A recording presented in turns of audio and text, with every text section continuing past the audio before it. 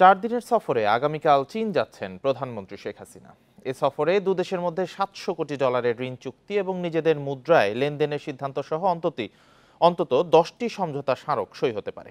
কূটনীতি বিশ্লেষকদের ধারণা, চীনের প্রেসিডেন্ট শি জিনপিং ও প্রধানমন্ত্রী শেখ হাসিনা বৈঠকে আলোচনা হতে পারে এই অঞ্চলের রাজনীতি নিয়েও। 10 বছর পর চীন যাচ্ছেন প্রধানমন্ত্রী শেখ হাসিনা। এই সফরে সমঝোতা হতে পারে চীনের বৈশ্বিক উন্নয়ন উদ্যোগ, বাণিজ্য সহায়তা, বিনিয়োগ সুরক্ষা, ডিজিটাল অর্থনীতি, সুনীল অর্থনীতি ও একাধিক মৈত্রী সেতু নির্মাণ নিয়ে। অগ্রাধিকার পাবে বাণিজ্য ও অর্থনীতি। বিদ্যুৎ, টেলিকমিউনিকেশন সেক্টর, আইসিটি, বিভিন্ন ক্ষেত্রে আমাদের সহযোগিতা আছে। এবং আমার ধারণা এক হলো যে মাননীয় প্রধানমন্ত্রী চীন যে তার নির্বাচনকালীন সময়তে যে চীনাদের আমি বলবো প্রকাশ্য সমর্থনই বলা চলে, তো সেই সমর্থনের জন্য তিনি হয়তো তাদেরকে ধন্যবাদ জানান। বাংলাদেশের লক্ষ্য $700 কোটি ঋণ আদায় করা, বাণিজ্য সহায়তায় 500 কোটি ও বাজেট সহায়তায় $200 কোটি। এই অর্থ টাকা ও ইউয়ানে আদান প্রদান করতে চায় ঢাকা। আমাদের বাজেট নিয়ে যে সমস্যা হচ্ছে, রিজার্ভ নিয়ে যে সমস্যা হচ্ছে, তাতে তারা সহায়তা দিবেন এরকম একটা কথা। বাংলাদেশের দক্ষিণাঞ্চলে রেল যোগাযোগ বিস্তৃত করা, সেইটা যেমন ভাঙ্গা থেকে বরিশাল ভোলা হয়ে কুয়াকাটা কি বলে পায়রা বন্দর হয়ে কুয়াকাটায় পৌঁছানো একটা চিন্তা আছে যে চীনকে দিয়ে এই কাজটি করানো হবে। এছাড়া মিয়ানমারের জাতিগত সংঘাত, রোহিঙ্গা প্রত্যাবাসন এবং ভারত ও প্রশান্ত মহাসাগরকে ঘিরে ভূরাজনীতি দুই দেশের শীর্ষ নেতার বৈঠকে গুরুত্ব পাবে। আমাদের দিক থেকে আমরা তো এক চীন নীতিকে বলিষ্ঠভাবে সমর্থন করি। তো এই মুহূর্তে যেহেতু চীন তাইওয়ান নিয়ে চাপে আছে, সেহেতু তারা চাইবে যে আমরা এটা আবার পুনর্ব্যক্ত করি, তো আমরা সেটা করতে কোনো আপত্তি নাই। মিয়ানমারের ভেতরে কিন্তু একটা বড় ধরনের মানবিক সমস্যা তৈরি হচ্ছে, এবং সেই ক্ষেত্রে বাংলাদেশ বলেন, ভারত বলেন, চীন বলেন, সকলেরই কিন্তু আমরা এফেক্টেড হওয়ার আশঙ্কা কিন্তু থাকছে। তো কাজেই এই বিষয়গুলো নিয়ে আমার ধারণা পারস্পরিকভাবে আলোচনার একটা সুযোগ আছে। 98% পণ্যে শুল্কমুক্ত সুবিধা দিলেও চীনে বাংলাদেশের রপ্তানি তেমন বাড়েনি। উন্নয়নশীল দেশে উন্নীত হওয়ার পরও যাতে সেই সুবিধা দেয়া হয় তার উপর জোর দেবে ঢাকা। অনিমেষ কর, ইন্ডিপেন্ডেন্ট নিউজ, ঢাকা। এদিকে অগ্রাধিকারমূলক বাণিজ্য সুবিধা দিলেও এখনও বাংলাদেশের জন্য বড় রপ্তানি বাজার হয়ে উঠতে পারেনি চীন। অথচ প্রতি বছর দেশটি থেকে আমদানি $23 বিলিয়ন বেশি। বিশ্লেষকরা বলছেন, চীনের রপ্তানি না বাড়ার প্রধান কারণ পণ্য বহুমুখীকরণের অভাব। এদিকে প্রধানমন্ত্রীর চীন সফরকালে দেশটির সাথে বিভিন্ন সহযোগিতামূলক চুক্তি সইয়ের মাধ্যমে বিনিয়োগ বৃদ্ধির সম্ভাবনা দেখছেন ব্যবসায়ীরা। দেশের 98% পণ্যের উপর শুল্কমুক্ত সুবিধা থাকা সত্ত্বেও চীনে রপ্তানি তেমন বাড়েনি। গত অর্থবছরের জুলাই থেকে মে পর্যন্ত বাংলাদেশ থেকে চীনে পণ্য রপ্তানি হয়েছে $76 কোটি। 2022-23 অর্থবছরে তা ছিল $68 কোটি মতো। অন্যদিকে প্রতি বছর সেখান থেকে আমদানি হচ্ছে $2300 কোটি বেশি। চীনের সাথে উন্নয়ন যাত্রা আরও এগিয়ে নিতে 8 জুলাই চীন সফরে যাচ্ছেন প্রধানমন্ত্রী শেখ হাসিনা। 4 দিনের এই সফরে দুই দেশের মধ্যে মুক্ত বাণিজ্য চুক্তির বিষয়টি নিয়ে আলোচনা হতে পারে। পাশাপাশি বাণিজ্য ও বিনিয়োগ বৃদ্ধির জন্য সমঝোতা স্মারক সইয়ের প্রস্তাবও রয়েছে এ সফরে। আমাদেরকেও কিন্তু তাদের জন্য মার্কেট খুলে দিতে হবে, তারা যেন আমাদের বাজারে শুল্ক মুক্ত কোনো ক্ষেত্রে তারা সেই সুবিধা পাবে। এফটিএ করার মানে হচ্ছে তাই আমাদের ডোমেস্টিক কনজাম্পশন পারপাসে আমার কাছে মনে হয় যে চাইনিজ ইনভেস্টমেন্ট আমাদের নেওয়া উচিত হবে। আমাদের লাগবে এক্সপোর্ট সেক্টরে, যেটার মাধ্যমে কিন্তু আমরা যেন হয় চায়নায় অথবা পৃথিবীর অন্য কোনো দেশে রপ্তানি করতে পারি। যা আমরা দিতে পারি সেই সব পণ্য যাতে আমরা রপ্তানি তালিকায় ঢুকাতে পারি চীনের মধ্যে, এইটাও এই যে প্রধানমন্ত্রীর সাথে যারা যাবেন তাদেরকে এই জিনিসটা বোঝাতে হবে। বাংলাদেশ ও চীনের মধ্যে বাণিজ্য ঘাটতি বেশি হওয়ায় দেশের রপ্তানিকারকরা চীন থেকে কাঁচামাল এনে অন্য দেশে আবারও রপ্তানি করেন। ব্যবসায়ীরা বলছেন, মুক্ত বাণিজ্য চুক্তি হলে দেশটির শুল্কমুক্ত সুবিধা পুরোপুরি নেওয়া যাবে। ইনভেস্টমেন্টগুলো বাংলাদেশে আসবে এবং সেইটা দিয়ে আপনার বিভিন্ন ডাইভার্সিফাইড প্রোডাক্ট তৈরি হবে যেগুলো চীনের বাজারে প্রয়োজন, চীনের স্ট্যান্ডার্ড অনুযায়ী। তখনই কিন্তু আপনার এই বাণিজ্য ঘাটতিটা কমে আসবে বলে আমরা ধারণা করছি। 2026 সালে এলডিসি উত্তরণের পর চীনের বাজারে বাংলাদেশি পণ্যের শুল্কমুক্ত সুবিধা অব্যাহত রাখতে বহুমুখী বাণিজ্য কৌশল অনুসরণের পরামর্শ বিশ্লেষকদের। তৌহিদ রানা, ইন্ডিপেন্ডেন্ট নিউজ, ঢাকা। আজ থেকে ক্লাস পরীক্ষা বর্জনের পাশাপাশি ঢাকার প্রতিটি মোড়ে অবস্থান কর্মসূচির ঘোষণা দিয়েছে কোটা বাতিল দাবিতে আন্দোলনরত শিক্ষার্থীরা। সেই সাথে অভিভাবক ও শিক্ষকদের আন্দোলনের সংহতি জানানোর আহ্বান জানায় তারা। তবে দাবি না মানলে আরও কঠোর কর্মসূচির হুঁশিয়ারি শিক্ষার্থীদের। শনিবার বিক্ষোভ ও অবস্থান কর্মসূচির কারণে বিভিন্ন এলাকায় যানজটে ভোগান্তি দেখা দেয়।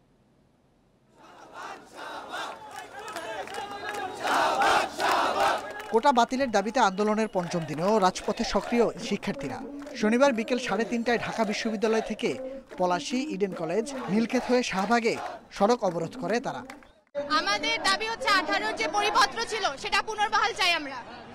এটাই আমাদের একমাত্র দাবি। আমরা যতদিন পর্যন্ত না আমাদের দাবি পরিপূর্ণভাবে মেনে নেওয়া হবে ততদিন পর্যন্ত আমরা এই মিছিল সংগ্রাম করতেই থাকব। আন্দোলনে ঢাকা বিশ্ববিদ্যালয়ের সাথে যোগ দেয় 7 কলেজ সহ রাজধানীর বিভিন্ন বিশ্ববিদ্যালয় ও কলেজের শিক্ষার্থীরা। স্লোগানে স্লোগানে মুখর হয়ে ওঠে শাহবাগ এলাকা। শিক্ষার্থীদের দাবি পুনর্বহাল করতে হবে 18 সালের পরিপত্র। বিক্ষোভে রোববার থেকে ঢাকার সব গুরুত্বপূর্ণ এলাকায় অবস্থান নেয়ার ঘোষণা দেন শিক্ষার্থীরা। আমি আমার সমস্ত শিক্ষার্থী ভাই বোনদের সঙ্গে এগ্রতা জানিয়ে আমি কাপড়ের প্রতীকে কাপড় পরে নেমেছি। আমরা বুয়েটে গিয়েছি, আমরা ইডেন কলেজে গিয়েছি, আমরা সেখান থেকে সাড়া পেয়েছি। আমরা বন্ধুগণ শুধু শাহবাগে বসে থাকবো না, আমরা যে কর্মসূচিটি ঘোষণা করছি যে আগামীকাল বিকাল 3টা থেকে বাংলা ব্লকের কর্মসূচি ঘোষণা করা হলো। একই দাবিতে দিনভর বিক্ষোভ করেছে ঢাকা কলেজ ও জগন্নাথ বিশ্ববিদ্যালয়ের শিক্ষার্থীরা। এ সময় তীব্র যানজটে ভোগান্তিতে পড়ে নগরবাসী। এদিকে সকালে ঢাকা টাঙ্গাইল বঙ্গবন্ধু সেতু মহাসড়ক অবরোধ করে মাওলানা ভাসানী বিজ্ঞান ও প্রযুক্তি বিশ্ববিদ্যালয়ের শিক্ষার্থীরা। এ সময় মহাসড়কের দুই পাশে অন্তত 10 কিলোমিটার এলাকায় তীব্র যানজট দেখা যায়। এছাড়া রাজশাহী ও রংপুর, নাটোর সহ সারা দেশে বিভিন্ন বিশ্ববিদ্যালয় এলাকায় বিক্ষোভ ও অবরোধ করে শিক্ষার্থীরা। দাবি না মানা হলে রাজপথ ছাড়া হবে না বলেও হুঁশিয়ারি দেন তারা।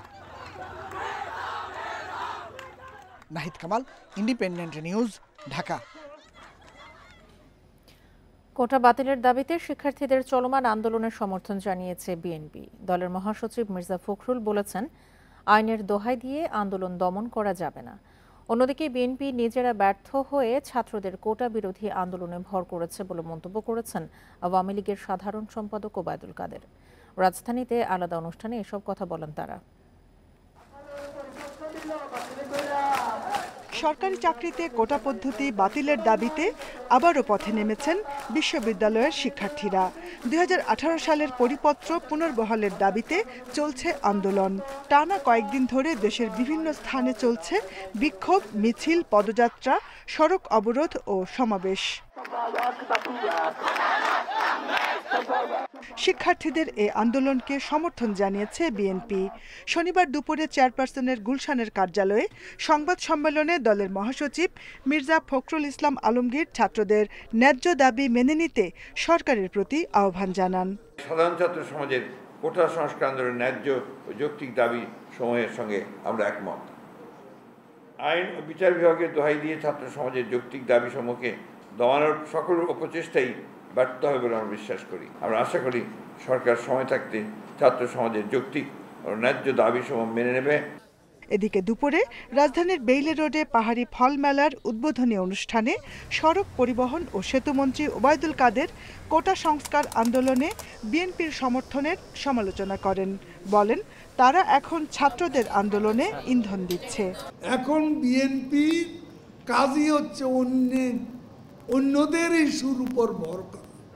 এখন শিক্ষকদের আন্দোলনের উপর ভর করবে, আবার সিদ্ধান্ত নিয়েছে কোটার উপরে, কোটা আন্দোলনের উপর ভর করবে নীতিগত সিদ্ধান্ত।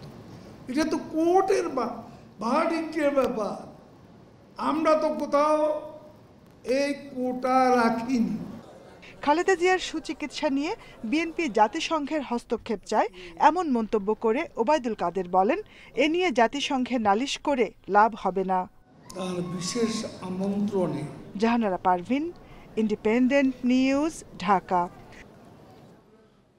কোটা বাতিলের দাবিতে আন্দোলনরত শিক্ষার্থীদের বিভ্রান্ত করে দেশকে অস্থিতিশীল করতে চাইছে বিএনপি। এই মন্তব্য করেছেন পররাষ্ট্রমন্ত্রী ডক্টর হাসান মাহমুদ। শনিবার রাতে চট্টগ্রাম প্রেস ক্লাবে বিএফইউজে আয়োজিত এক অনুষ্ঠানে তিনি কথা বলেন। পররাষ্ট্রমন্ত্রী বলেন, কোটা বাতিলের বিষয়টি আদালতের ব্যাপার, এখানে সরকারের কিছুই করার নেই। সব দেশের সঙ্গে সুসম্পর্ক বজায় রেখে দেশ এগিয়ে যাচ্ছে জানিয়ে পররাষ্ট্রমন্ত্রী বলেন, কারোর সঙ্গে বৈরিতা নয় এমন নীতিতে প্রধানমন্ত্রী সফল হয়েছেন, এটি সহ্য হচ্ছে না বিএনপির।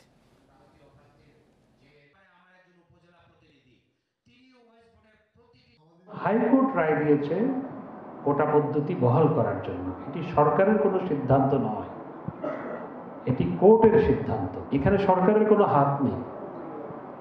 কিন্তু দেখা যাচ্ছে এই ছাত্রছাত্রীদের কোটা আন্দোলনের মধ্যে বিএনপি ঢুকে পড়েছে। বাকবিতণ্ডার জেরে প্রাণ গেল মিরপুর কমার্স কলেজের ছাত্র জুবায়ের হাসান রাফিদের। স্বজনদের অভিযোগ, কয়েকজন সহপাঠীর সঙ্গে বিরোধের জেরে হত্যা করা হয়েছে তাকে। গতরাতে মিরপুরের এক সহপাঠীর বাসা থেকে উদ্ধার করা হয় তার মরদেহ। ঘটনার পর থেকেই নিখোঁজ অভিযুক্ত রাজিন। রাফিদকে হারিয়ে কান্নায় ভেঙে পড়েন ষাটোর্ধ্ব নানা আব্দুল মজিদ। শেষবারের মতো আদরের নাতির মুখ দেখতে তার এই আহাজারি। গত রাতে মিরপুর কমার্স কলেজের পাশে হাউজিং অ্যান্ড সেটেলমেন্ট কোয়ার্টার এলাকায় একটি ফ্ল্যাটে কলেজ ছাত্র জুবায়ের হাসান রাফিদকে কুপিয়ে হত্যা করে দুর্বৃত্তরা। এটি তার সহপাঠী রাজিন চৌধুরীর বাসা। স্বজনরা বলছেন, শনিবার সকালে কোচিংয়ের জন্য বাসা থেকে বেরিয়ে আর ফেরেননি রাফিদ। সম্প্রতি কজন সহপাঠীর সঙ্গে বাকবিতণ্ডার জেরে তাকে হত্যা করা হয়েছে বলে দাবি তাদের। রাজনের বাবার নাম্বারে কল ছিলাম, প্রথম 2টা কল ঢুকছে, তৃতীয় কল থেকে বন্ধ, না রিসিভ করে নাই। তখন এর বাসার খবর শুনতে বার করার চেষ্টা করছি। এর মাঝে এখান থেকে তথ্য হচ্ছে যে এখানে একটা লাশ পাওয়া গেছে, আপনারা আইসা দেখেন যে আপনাদের কিনা। আইসা দেখলাম যে আমার বার কিনা। ফিরাইতে গেছে, ফিরাইতে যাওয়ার পরে নাকি তার উপরও চড়া হয়েছে। চড়া হওয়ার পরে ক্যাপ্টেনের কাছে বিচার দিছে, কলেজের প্রফেসরের কাছে বিচার দেওয়ার পরে নাকি ওই রাজিম যে তার বাবা মারে আইনে নাকি বিচার করছে। বিচার করার পর থেকেই আমার ছেলের প্রতি তারা ক্ষিপ্ত ছিল। পুলিশেরও ধারণা পূর্ব শত্রুতা থেকেই রাফিদকে হত্যা করা হয়েছে। অভিযুক্ত রাজিন পলাতক বলেও জানিয়েছেন তারা। বাসাটায় ওই যে বললাম যে সহপাঠী এবং তার বাবা থাকেন, তো তাদেরকে এখনো আমরা পাইনি। তবে আমি বলছি তো যে এটা তদন্তের স্বার্থে কাকে খুঁজছি বা কাকে নজরদারিতে রাখছি বা আমাদের তদন্তের কি কলাকৌশল, সেটা তো আমরা এখনই এইভাবে প্রকাশ্যে বলবো না। নিহত জুবায়ের হাসান রাফিদের বাড়ি নারায়ণগঞ্জের রূপগঞ্জে। 2 ভাই ও 1 বোনের মধ্যে সে সবার বড়। পড়াশোনা করত ঢাকায় মামার বাসায় থেকে। জাহিদুল ইসলাম, ইন্ডিপেন্ডেন্ট নিউজ, ঢাকা। খুলনার শরফপুর ইউপি চেয়ারম্যান শেখ রবিউল ইসলামকে গুলি করে হত্যা করেছে দুর্বৃত্তরা। গতরাতে গুটুদিয়া এলাকা থেকে তাকে উদ্ধারের পর প্রথমে সড়ক দুর্ঘটনা মনে করা হলেও পরে পাওয়া যায় গুলির চিহ্ন। স্বজনদের অভিযোগ, তার জনপ্রিয়তায় ঈর্ষান্বিত হয়ে এই ঘটনা ঘটিয়েছে প্রতিপক্ষ। টানা 3 বার শরফপুর ইউনিয়নের চেয়ারম্যান ছিলেন ডুমুরিয়া উপজেলা আওয়ামী লীগের সদস্য। শনিবার রাত 11টার দিকে গুরুতর আহত অবস্থায় শেখ রবিউল ইসলামকে আনা হয় খুলনা মেডিকেলে। প্রথমে সড়ক দুর্ঘটনা ভাবা হলেও পরে জানা যায় গুলি করে হত্যা করা হয়েছে তাকে। স্বজনরা জানান, শনিবার রাত 9:30টার দিকে ডুমুরিয়া উপজেলা আওয়ামী লীগের বিশেষ কর্মী সভা শেষে খুলনায় নিরালার বাসায় ফিরছিলেন রবিউল ইসলাম। খুলনা সাতক্ষীরা মহাসড়কের গুটুদিয়া এলাকায় হামলা হয় তার উপর। গুলি করেছে ওই এমপি স্যার আইছে, তাই ওই তার সাথে ওই মিটিং ছিল, করে খুলনায় ভিত্তি ছিল মোটরসাইকেলে। আমি কিচ্ছু জানতে পারি না, আমি শুধু জানিছি যে আমার চাচাকে গুলি করা হয়েছে। দলের নেতাকর্মীদের দাবি, রবিউলের জনপ্রিয়তায় ঈর্ষান্বিত হয়ে এই ঘটনা ঘটিয়েছে তার প্রতিপক্ষ। সহজ সরল সাদামাটা জীবনযাপন করত, তার এরকম একটা ঘটনা ঘটবে এটা আসলে আমরা শুনে স্তম্ভিত। যারা সদ্য সমাপ্ত উপজেলায় যারা বিরোধিতা করছে এবং সামনের যে আসন্ন ইউনিয়ন পরিষদ নির্বাচন, যারা রবির প্রতিপক্ষ হবে তারা রবির জনপ্রিয়তাকে হিংসা করে রবিরে হত্যা করা হয়েছে। এদিকে পুলিশ বলছে অভিযুক্তদের শনাক্তের কাজ চলছে। 2015 সালে রবিউল হামলার শিকার হন বলে জানিয়েছেন স্বজনরা। Independent news. কিশোরগঞ্জের শোলাকিয়ার ঈদগাহ ময়দানে জঙ্গি হামলার 8 বছর পূর্ণ হলেও শেষ হয়নি বিচার কাজ। এখনও বিচারের অপেক্ষায় নিহতদের স্বজনেরা। সংশ্লিষ্টরা জানিয়েছেন, অভিযুক্ত জঙ্গিদের নিরাপত্তাজনিত কারণে এতদিন আদালতে হাজির করা যায়নি। তবে সম্প্রতি তাদের হাজির করা হচ্ছে আদালতে।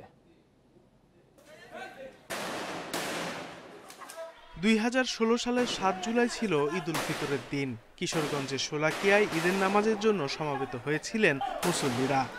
নামাজ শুরুর ঠিক আগ মুহূর্তে জঙ্গিদের গুলি আর বোমায় কেঁপে ওঠে ঈদগাহের চারপাশ।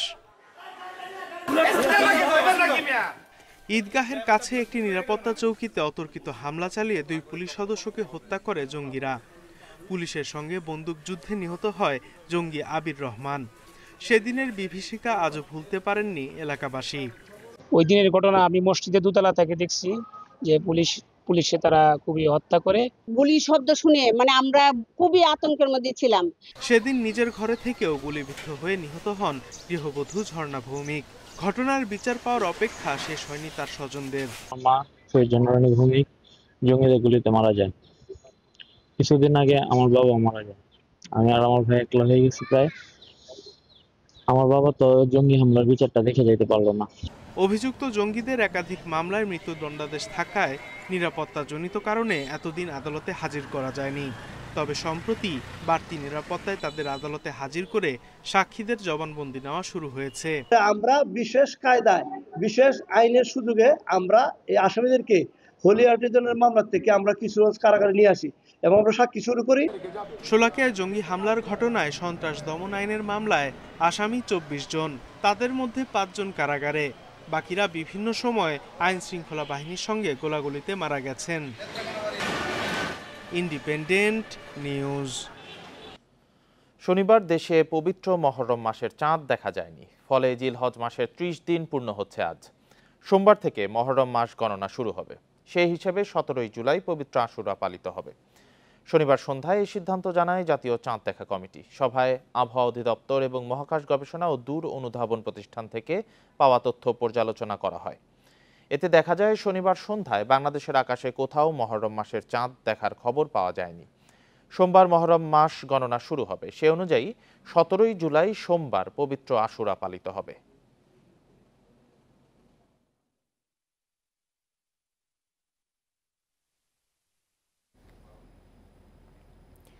এইচএসসি পরীক্ষা চলাকালেও ময়মনসিংহে চালু আছে কোচিং সেন্টার। প্রতিদিনই চলছে বিভিন্ন শ্রেণীর শিক্ষার্থীদের পড়াশোনা। নগরের কোচিং পাড়া হিসেবে পরিচিত কয়েকটি সড়কে নজরদারি কম। তবে জেলা প্রশাসন দাবি করেছে মন্ত্রণালয়ের নির্দেশনা বাস্তবায়নে ভ্রাম্যমাণ আদালত পরিচালনা করা হচ্ছে। ময়মনসিংহ শহরের বিভিন্ন কোচিং সেন্টারে এভাবেই চলছে পড়াশোনা। বিশেষ করে নগরীর কোচিং পাড়া হিসেবে পরিচিত বাউন্ডারি রোড, নাহা রোড ও জিলা স্কুল সড়কের কোচিংগুলোয় নজরদারি খুব একটা নেই। প্রশ্ন ফাঁসের গুজব আর নকল ঠেকাতে বোর্ড পরীক্ষার সময় কোচিং বন্ধের নির্দেশনা জারি করে শিক্ষা মন্ত্রণালয়। কিন্তু শিক্ষার্থীদের পড়াশোনা চালু রাখা সহ নানা অজুহাতে কোচিং খোলা রাখছেন শিক্ষকরা। আমরা এক প্রকার বাধ্য হই যে অভিভাবকরা যে ধরনের প্রেশার আমাদেরকে দেয়, সেই ক্ষেত্রে স্কুলের পরীক্ষার ক্ষেত্রে আমাদের একটু চালাইতে হচ্ছে। তাদেরও পরীক্ষা সামনে, এখন 1 মাস গ্যাপ দিলে তাদের অনেক ক্ষতি হয়ে যায় লেখাপড়া। আমাদের আসলে সরকারের পক্ষ থেকে আমরা এরকম নোটিশ কোনো পাইনি। কোচিংয়ে নজরদারি করবে না শিক্ষা বোর্ড। চেয়ারম্যান জানান, এই ব্যাপারে জেলা প্রশাসনকে অবহিত করা হয়েছে। পরীক্ষা চলাকালীন সময়ে বা পরীক্ষা যতদিন চলবে এই কোচিং সেন্টার খোলা থাকবে না। এই ব্যাপারটি আসলে আইন শৃঙ্খলা বাহিনী এবং জেলা প্রশাসকের নিয়ন্ত্রণ মনিটরিং করার কথা। আমরা সে ব্যাপারে সহযোগিতা করব। জেলা প্রশাসনের দাবি, কোচিং বন্ধ রাখা সহ বিভিন্ন বিষয় তদারকিতে নিয়মিত ভ্রাম্যমাণ আদালত পরিচালনা হচ্ছে। কিছু কিছু জায়গায় হয়তো আমাদের নির্দেশনা না মেনে তারা খোলা রাখছে। তো আমরা প্রতিদিন সকালে এবং বিকেলে 2 বার আমরা এক্সিকিউটিভ ম্যাজিস্ট্রেটের নেতৃত্বে আমরা অভিযান পরিচালনা করছি। 29 জুন থেকে 11 আগস্ট পর্যন্ত 44 দিন সারা দেশে কোচিং সেন্টার বন্ধের নির্দেশনা রয়েছে। Independent news. রাজধানীর বারডেম হাসপাতালে ভুল চিকিৎসায় রোগীর মৃত্যুর অভিযোগ উঠেছে। গত রাত 12টার দিকে 56 বছর বয়সী জাকিয়া সুলতানা নামে এক রোগীর মৃত্যুর পর স্বজনেরা এই অভিযোগ তোলেন। পরিবার জানায়, গত 1 জুলাই ওই রোগীকে বারডেম হাসপাতালে ভর্তি করা হয়। ডায়াবেটিস সহ নানা জটিলতায় ভুগছিলেন তিনি। শনিবার দিবাগত রাতে রোগীর শ্বাসকষ্টের সমস্যা শুরু হয়। চিকিৎসার এক পর্যায়ে তার মৃত্যু হয়। অভিযোগের বিষয়ে হাসপাতালের কর্তব্যরত চিকিৎসক বা কর্তৃপক্ষ গণমাধ্যমের সঙ্গে কথা বলতে রাজি হয়নি।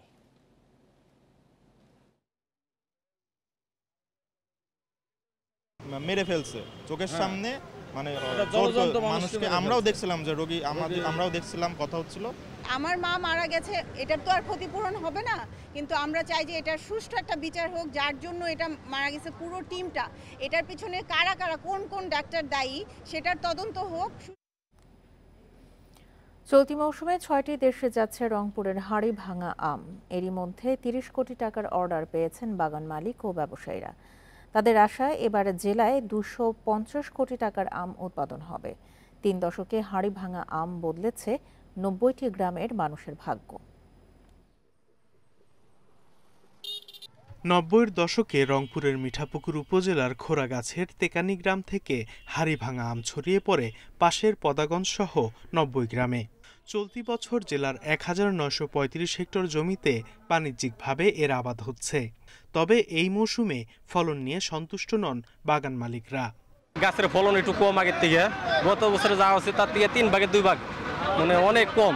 আম এবার ফলন তো ভালো, যার হয়েছে তার হয়েছে, যার হয়নি তার হয়নি। বর্তমান আমের উৎপাদনটা একটু বর্তমান সংকটে আর কি, আমের মানে ফলন তো কম, যার কারণে একটু দাম বেশি।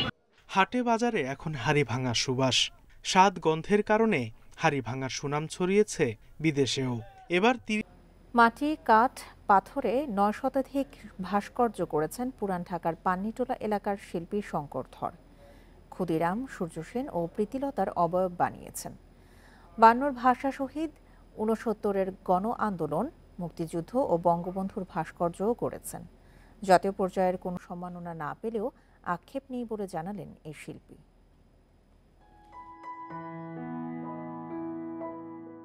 শেষ আঁচড়ে পূর্ণতা দিচ্ছেন মাটির তৈরি ভাস্কর্যের। এ পর্যন্ত ধাতব, কাঠ আর মাটিতে করেছেন অন্তত 900 ভাস্কর্য। তবে প্রতিমা শিল্পী হিসেবেই বেশি পরিচিত পুরান ঢাকার পান্নিটোলা এলাকায় বেড়ে ওঠা শঙ্কর ধর।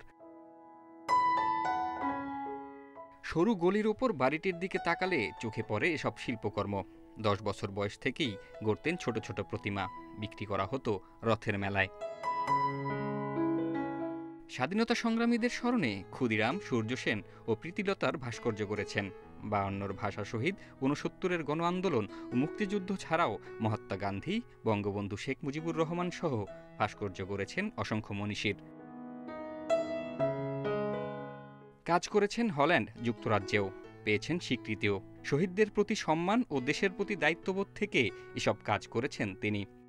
স্পেশাল ছিলাম পোর্ট্রেট বানানোর মধ্যে, মানে কোনো চেহারা দেখলেই আমি বানিয়ে ফেলতে পারতাম।